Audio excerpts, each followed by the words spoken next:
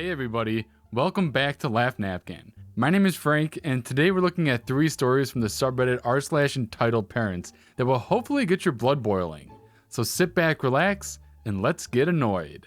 This first story is called, Karen Doesn't Want to Share a Table with Me at a Busy Coffee Shop. So yesterday, Sunday, I decided to get up early and go get myself organized. Me, a 23-year-old female, and my partner, a 26-year-old male, are in the middle of sorting out our flat, and I needed to pick up some bits from Argos and go to the pet store for my cat. My partner was working. I live in a fairly large city near a retail park and stupidly didn't check the Sunday opening hours for the shops. So I got there at about 9:45 a.m. and most of the shops didn't open until 10:30 a.m.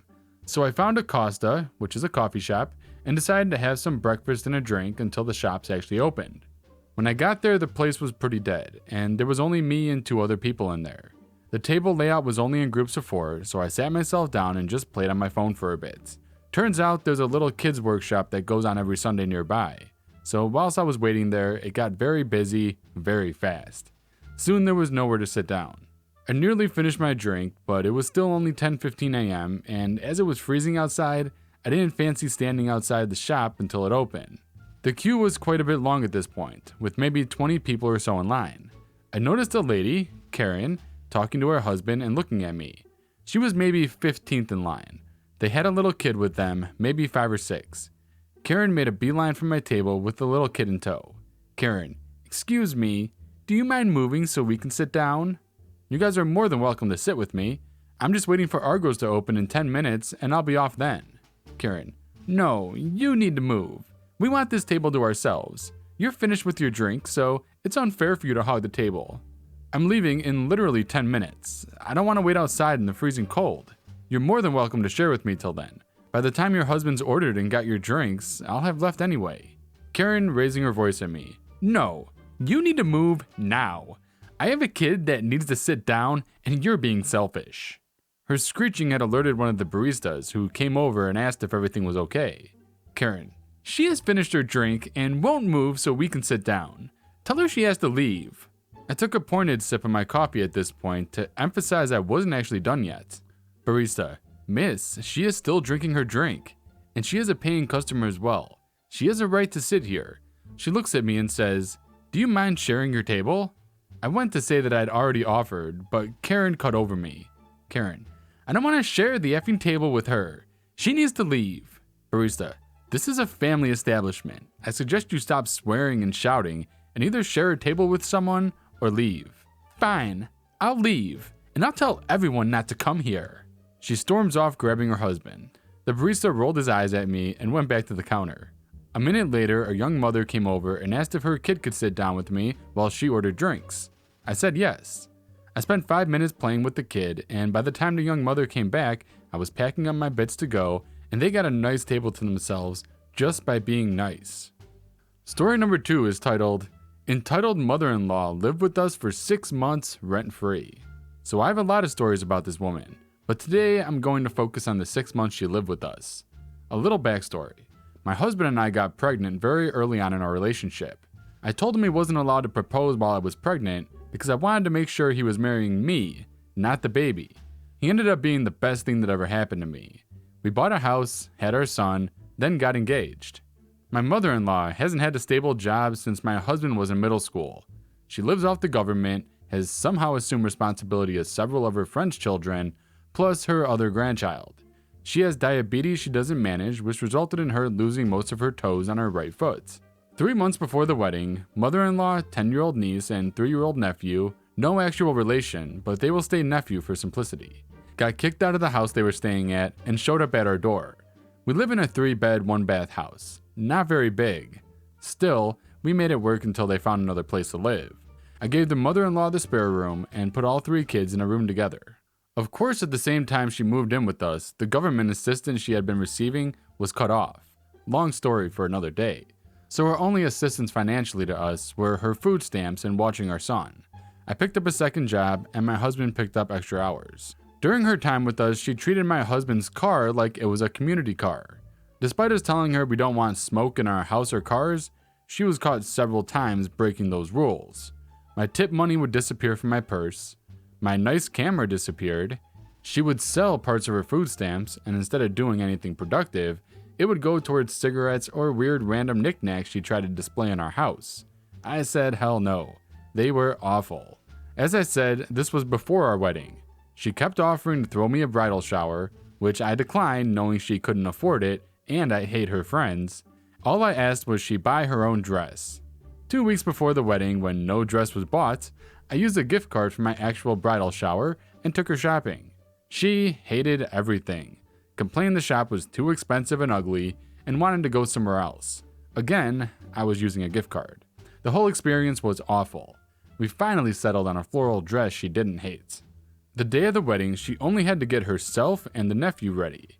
We left her my husband's car. Best man drove him. She was late to the wedding and delayed the whole service. We wanted to be able to get a hold of her since she had our son during the day, so we got her an older iPhone on our plan. She hated it and let the nephew destroy it. After 6 months, she finally left. We assumed responsibility of the niece. We still have contact with her, but it's much more limited and we're much more stricter with favors for her. Anytime my husband asks if I still love him, I remind him if I was ever going to leave, it would have been during those hard months. My husband is an amazing, hardworking man and the best father I could ask for my son. Story number 3 is called Entitled Mom Tries to Take My Crutches at an Airport. This happened over the summer. A quick history on me. I'm a 14-year-old male. I broke my leg a few weeks ago before this happened, so I was getting a bit better and was starting to not need my crutches, but not enough that I didn't need to bring them with me wherever I go. My family and I were at the airport for our summer vacation to the beach. We had been sitting at the gate for about an hour and everyone was getting hungry. My family decided to get some food at a restaurant for us and had me stay back since it was busy and it was hard enough getting to the gate with crutches, and so I could protect our luggage. A couple of minutes after they leave, Entitled Mom and her family come over and sit down in the chairs across from me. They had 3 very active children who I'm guessing were triplets, maybe around 5 or 6. I put in my earbuds and watch a movie on my phone so I don't have to listen to them. I see the mom getting frustrated with one of them, entitled kid. I can hear him say, "But mommy, I want to." Typical young kid. Then the entitled mom walks over and gets my attention. I take out my earbuds, a little annoyed already, because what on earth could this lady want? Me. Yes? Could my kid try out your crutches? Excuse me? My kid really wants to try out your crutches to see what they're like. Could he? My crutches were sitting right next to me against the chair, and the entitled kid was curiously looking at them. Me. No, I need them to walk. Well, you're not using them right now, and he really wants to try them out. No, he really shouldn't. They're not toys. I need them, and I don't want him to break them. He'll be careful. He won't break them. Me getting annoyed. I really don't want to take that chance. Could you please leave me alone?